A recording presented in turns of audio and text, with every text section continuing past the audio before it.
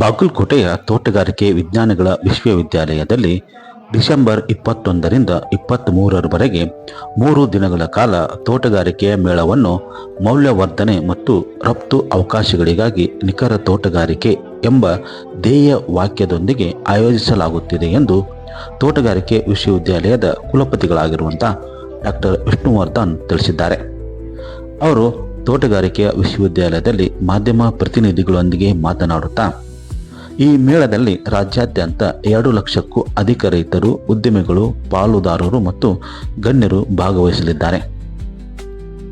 ತೋಟಗಾರಿಕೆಯಲ್ಲಿ ವ್ಯಾಪಾರವನ್ನು ಉತ್ತೇಜಿಸುವ ರಫ್ತುದಾರರ ಮತ್ತು ಮಾರಾಟಗಾರರ ನಡುವಿನ ಮಾರುಕಟ್ಟೆ ಸಂಪರ್ಕವನ್ನು ಬಲಪಡಿಸುವ ವಿನ್ಯಾಸಗೊಳಿಸಲಾದ ನಿಖರ ತೋಟಗಾರಿಕೆ ತಂತ್ರಜ್ಞಾನಗಳು, ಮೌಲ್ಯವರ್ಧನ, ರಫ್ತು ಸಮಾವೇಶ ಮತ್ತು ಖರೀದಿದಾರರ ಮಾರಾಟಗಾರರ ಸಭೆ ಈ ಮೇಳದ ಪ್ರಮುಖ ಅಂಶಗಳಾಗಿವೆ. ಈ ಮೇಳದಲ್ಲಿ ಸಚಿವರು, ಸಂಸದರು, ಶಾಸಕರು ಸೇರಿದಂತೆ ಹಲವು ಗಣ್ಯರು ಭಾಗವಹಿಸಲಿದ್ದಾರೆಂದು ಅವರು ತಿಳಿಸಿದರು. ತೋಟಗಾರಿಕೆಯ ಮೇಳದಲ್ಲಿ 400ಕ್ಕೂ ಹೆಚ್ಚು ಸರ್ಕಾರಿ, ಖಾಸಗಿ ಸಂಘ ಸಂಸ್ಥೆಗಳಿಗೆ ಮಳಿಗೆಗಳು ಮತ್ತು ಯಾಂತ್ರೀಕರಣ ಮಳಿಗೆಗಳನ್ನು ಸಜ್ಜುಗೊಳಿಸಲಾಗಿದೆ. ಮಳಿಗೆಗಳಲ್ಲಿ 150 ಹೈಟೆಕ್, 150 ಸಾದಾ ಮಳಿಗೆ, 40 ಇತರೆ, 20 ಯಂತ್ರೋಪಕರಣಗಳ ಮಳಿಗೆ, 10 ನರ್ಸರಿ ಮಳಿಗೆ, 10 ಜಾನುವಾರು ಪ್ರದರ್ಶನ ಮಳಿಗೆ ಹಾಗೂ 20 ಆಹಾರ ಮಳಿಗೆಗಳನ್ನು ಹಾಕಲಾಗುತ್ತಿದೆ. ಒಳಾಂಗಣ ಪ್ರದರ್ಶನದಲ್ಲಿ ವಿವಿಧ ದೇಶಿ, ವಿದೇಶಿ ಜಾತಿ ಹಣ್ಣು, ತರಕಾರಿ, ಹೂವಿನ ಬೆಳೆಗಳು ಹಾಗೂ ಇತರ ತಳಿಗಳು ಅಭಿವೃದ್ಧಿಪಡಿಸುವ ನಿಟ್ಟಿನಲ್ಲಿ ವ್ಯವಸ್ಥೆ ಮಾಡಲಾಗಿದೆ ಎಂದು ಅವರು ತಿಳಿಸಿದರು.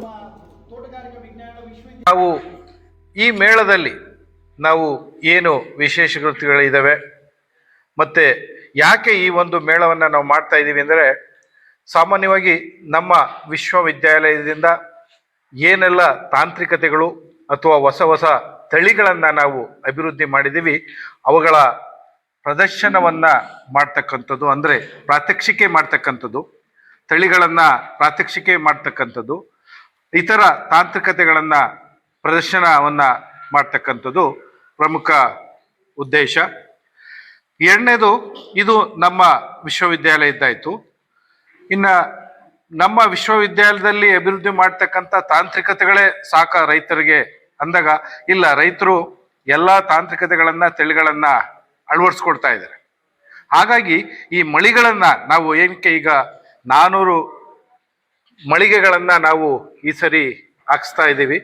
ಅದರಲ್ಲಿ 300ಕ್ಕೂ ಹೆಚ್ಚು ಇದರಲ್ಲಿ ಮಳಿಗೆಗಳನ್ನು ನಾವು ಸರ್ಕಾರದ ಕೃಷಿ ಸಂಬಂಧಪಟ್ಟಂತಹ ಸಂಸ್ಥೆಗಳು ಹಾಗೂ ಖಾಸಗಿ ಸಂಸ್ಥೆಗಳ ಅವರ ಒಂದು ತಾಂತ್ರಿಕತೆಗಳನ್ನು, ಅವರ ಏನು ಅಭಿವೃದ್ಧಿ ಮಾಡಿರ್ತಕ್ಕಂಥ ಉತ್ಪನ್ನಗಳನ್ನು, ಪ್ರಾಡಕ್ಟ್ಸನ್ನು ಅಲ್ಲಿ ಪ್ರದರ್ಶನವನ್ನು ಮಾಡಿ ರೈತರಿಗೆ ಮಾರ್ಗದರ್ಶನ ನೀಡಲಿಕ್ಕೆ ಅಥವಾ ಆ ಒಂದು ತಾಂತ್ರಿಕತೆ ಬಗ್ಗೆ ಮನವರಿಕೆ ಮಾಡಲಿಕ್ಕೆ ಅಂತೇಳಿ ಈ ಮಳಿಗೆಗಳನ್ನು ಹಾಕಿಸ್ತೀವಿ. ಯಾಕೆಂದರೆ ಈ ಮಳಿಗೆಗಳಲ್ಲಿ ನಮ್ಮ ಕರ್ನಾಟಕದ ಎಲ್ಲ ಕೃಷಿ ವಿಶ್ವವಿದ್ಯಾಲಯಗಳು ಈ ಒಂದು ಮಳಿಗೆಗಳಲ್ಲಿ ಪಾಲ್ಗೊಂಡು ಅದರಲ್ಲಿ ಆ ಮಳಿಗೆಗಳಲ್ಲಿ ಅವರ ಒಂದು ತಾಂತ್ರಿಕತೆಗಳ ಬಗ್ಗೆ ಪ್ರದರ್ಶನವನ್ನು ನೀಡಲಿದ್ದಾರೆ. ಮತ್ತು ಇದರ ಜೊತೆಗೆ ನಮ್ಮ ICAR ಇನ್ಸ್ಟಿಟ್ಯೂಟ್ಸ್ಗಳು ಅವರು ಸಹ ಇಲ್ಲಿ ಬಂದು ಮಳಿಗೆಗಳನ್ನು ಹಾಕಿ ಅವರ ಒಂದು ಸಂಶೋಧನೆಯನ್ನು ಏನು ಮಾಡಿರ್ತಾರೆ, ಈ ಕರ್ನಾಟಕಕ್ಕೆ ಅಥವಾ ಈ ಭಾಗಕ್ಕೆ ಸೂಕ್ತವಾದಂಥ ತಾಂತ್ರಿಕತೆ ತಳಿಗಳು ಏನಿದೆ ಆ ತಳಿಗಳ ಬಗ್ಗೆ, ತಾಂತ್ರಿಕತೆ ಬಗ್ಗೆ ಅವರು ಸಹ ಇಲ್ಲಿ ಅವರ ಒಂದು ಮಳಿಗೆಗಳಲ್ಲಿ ಪ್ರದರ್ಶನವನ್ನು ನೀಡಿ, ಮತ್ತು ಉತ್ಪಾದನೆ ಯಾವುದಾದ್ರು ಪ್ರಾಡಕ್ಟನ್ನು, ತಾಂತ್ರಿಕತೆಯನ್ನು ಅಭಿವೃದ್ಧಿ ಮಾಡಿದ್ರೆ ಅದ್ರ ಬಗ್ಗೆ ಅದನ್ನು ಪ್ರದರ್ಶನವನ್ನು ಮಾಡಿ ರೈತರಿಗೆ ಆ ಒಂದು ತಾಂತ್ರಿಕತೆ ತಲುಪೋ ರೀತಿಯಲ್ಲಿ ಈ ಮಳಿಗೆ ಮುಖಾಂತರ ಈ ಒಂದು ಎಕ್ಸ್ಟೆನ್ಷನ್ ಆಕ್ಟಿವಿಟಿಯನ್ನು, ವಿಸ್ತರಣೆ ಚಟುವಟಿಕೆಗಳನ್ನು ಮಾಡ್ತೇವೆ. ಸರಿ ನಾವು ದಾಳಿಂಬೆ ಬೆಳೆ ಸಮಸ್ಯೆ ಮಾಡಿದ್ದು ಅದನ್ನು ಈ ವರ್ಷನೂ ಕಂಟಿನ್ಯೂ ಮಾಡ್ತಾ ಇದ್ದೀವಿ. ಅದೇ ದ್ರಾಕ್ಷಿ ಬೆಳೆ ಸಮಸ್ಯೆಯನ್ನು ಈ ವರ್ಷ ಕಂಟಿನ್ಯೂ ಮಾಡ್ತಾ ಇದ್ದೀವಿ, ಅದನ್ನು ಮುಂದುವರಿಸ್ತಾ ಇದ್ದೀವಿ. ಮತ್ತು ಇದ್ರ ಜೊತೆಗೆ ತೋಟಪಟ್ಟಿ, ಔಷಧಿ ಮತ್ತು ಸುಗಂಧ ದ್ರವ್ಯ ಬೆಳೆಗಳ ಸಮಸ್ಯೆಯನ್ನು ಮಾಡ್ತಾ ಇದ್ದೀವಿ. ಈ ಸತಿ ಹೊಸದಾಗಿ ಅಂದರೆ ಡಿಜಿಟಲ್ ತೋಟಗಾರಿಕೆ ತಂತ್ರಜ್ಞಾನಗಳ ಸಮಸ್ಯೆ. ಇದು ತುಂಬ ಈಗ ಪ್ರಚಲಿತವಾಗಿ ಈಗ ಏನು ಅಡ್ವಾನ್ಸ್ ಟೆಕ್ನಾಲಜಿ ಏನು ಆಗ್ತಾ ಇದೆ, ಇದನ್ನ ತುಂಬಾ ಅವಶ್ಯವಾಗಿ ಇರ್ತಕ್ಕಂಥದ್ದು. ಇದರಲ್ಲಿ ಈಗ ನಾವು ಯಾವುದೇ ಬೆಳೆಯನ್ನ ನಾವು ಚೆನ್ನಾಗಿ ಬೆಳಿಬೇಕು ಅಂದಾಗ ಅದಕ್ಕೆ ನೀರು ಮತ್ತೆ ಪೋಷಕಾಂಶಗಳು ಅತಿ ಮುಖ್ಯ.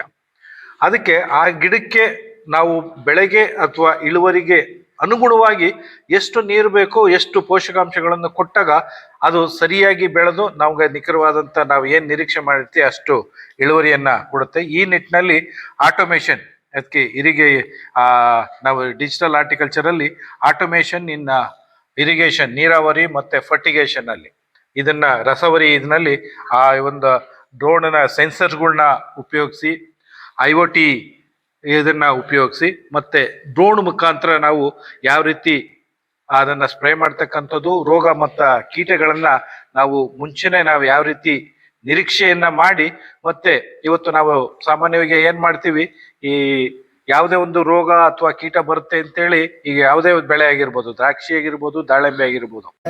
बहुत अच्छा था सर, इम्प्रूवमेंट था सिटी. अभी क्या है, देखो रोड है, गटार है, ड्रेनेज है, सब बालू सर.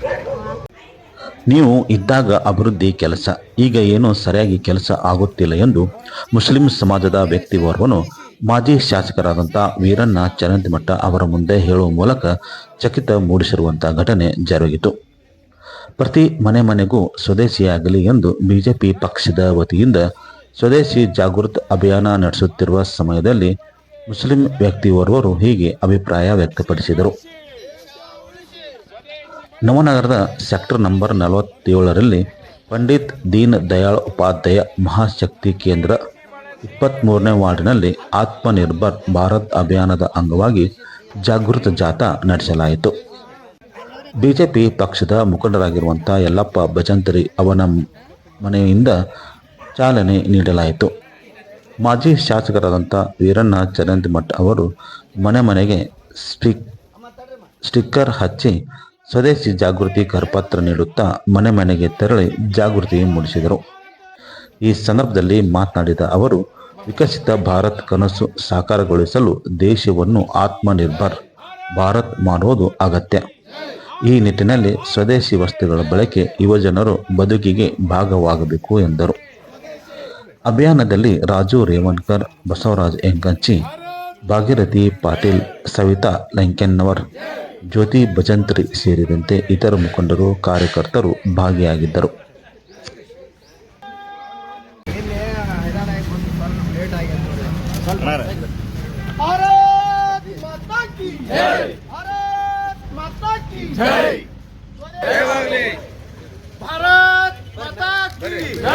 ಭಾರತೀಯ ಜನತಾ ಪಕ್ಷಕ್ಕೆ ಭಾರತೀಯ सिस्टम का बहुत अच्छा था सर, इम्प्रूवमेंट था सिटी. अभी क्या है, देखो रोड है, गटार है, ड्रेनेज है, सब बालू सर. ಬಾಗಲಕೋಟೆಯ ನಗರದ ವಲ್ಲಭಭಾಯಿ ವೃತ್ತದ ಬಳಿ ಇರುವಂಥ ಅಂಬಾಭವಾನಿ ದೇವಾಲಯದಲ್ಲಿ ಕಾರ್ತಿಕೋತ್ಸವ ಅದ್ದೂರಿಯಾಗಿ ಜರುಗಿತು. SSK ಸಮಾಜದ ಅಧ್ಯಕ್ಷರಾದ ಗಣಪತ್ ದಾನಿ ಅವರ ನೇತೃತ್ವದಲ್ಲಿ 1008 ದೀಪಗಳನ್ನು ಬೆಳಗಿಸುವ ಮೂಲಕ ವಿಶ್ವಕ್ಕೆ ಶಾಂತಿ ನೆಲೆಸುವಂತೆ ಮಾಡಲಿ ಎಂದು ದೇವಿಗೆ ಪ್ರಾರ್ಥನೆ ಸಲ್ಲಿಸಿದರು. SSK ಸಮಾಜದ ಮಹಿಳೆಯರು, ಮಕ್ಕಳು ಹಾಗೂ ತರುಣ ಸಂಘದ ಯುವಕರು ಭಾಗಿಯಾಗಿ ಕಾರ್ತಿಕೋತ್ಸವದ ಹಿನ್ನೆಲೆ ಅಂಬಾಭವಾನಿ ದೇವಿಗೆ ಪೂಜೆ ಸಲ್ಲಿಸಿ ದೀಪವನ್ನು ಪ್ರಜ್ವಲಿಸಿದರು. ಕಾರ್ತಿಕ್ ಮಾಸದಲ್ಲಿ ದೇವಿಗೆ ದೀಪವನ್ನು ಹಚ್ಚುವ ಮೂಲಕ ಸಂಕಷ್ಟ ದೂರ ಆಗುತ್ತದೆ, ಎಲ್ಲರಿಗೂ ಸುಖ, ಶಾಂತಿ, ನೆಮ್ಮದಿ ಸಿಗುತ್ತದೆ ಎಂದು ದೇವಿಗೆ ಕಾರ್ತಿಕೋತ್ಸವ ನೆರವೇರಿಸಲಾಗುತ್ತಿದೆ. SSK ಸಮಾಜದ ಎಲ್ಲ ಬಾಂಧವರು ಸೇರಿಕೊಂಡು ದೀಪ ಬೆಳಗಿಸಿ ದೇವಿಗೆ ಮಹಾಮಂಗಳಾರತಿ ಮಾಡುವ ಮೂಲಕ ವಿಶ್ವದಲ್ಲಿ ಶಾಂತಿ ನೆಲೆಸುವಂತೆ ಆಗಲಿ ಎಂದು ಭಕ್ತಿಯಿಂದ ಪ್ರಾರ್ಥನೆ ಸಲ್ಲಿಸಿದರು. ದೇವಾಲಯದಲ್ಲಿ 1008 ದೀಪಗಳನ್ನು ಪ್ರಜ್ವಲಿಸಿದ ಹಿನ್ನೆಲೆ ಜ್ಯೋತಿಯಲ್ಲೇ ದೇವಿಯು ಕಂಗೊಳಿಸಿದಳು.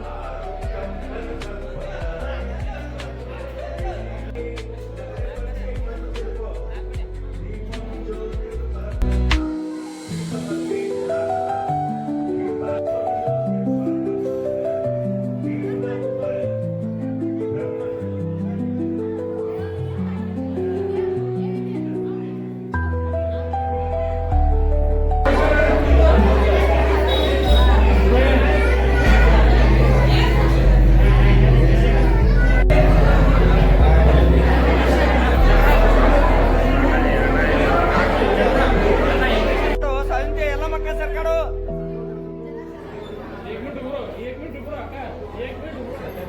तुम्हाला